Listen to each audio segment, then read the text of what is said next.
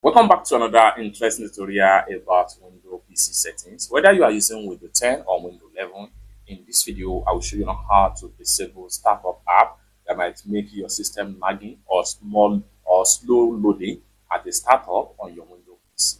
Let me show you how. The very first thing you want to do is to come down below right here and go ahead and make sure you click on your startup menu. The next thing you want to do is to go ahead and make sure you click on settings.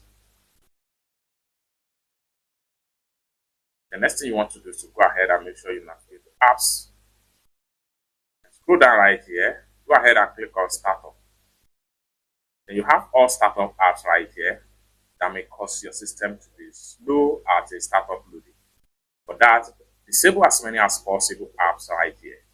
This will speed up your PC loading when you are trying to start up your PC. It's that simple. For more tutorial, tips and tricks on how best to use your Windows PC, consider to subscribe. Thank you so much for watching, and I hope to see you in my next video.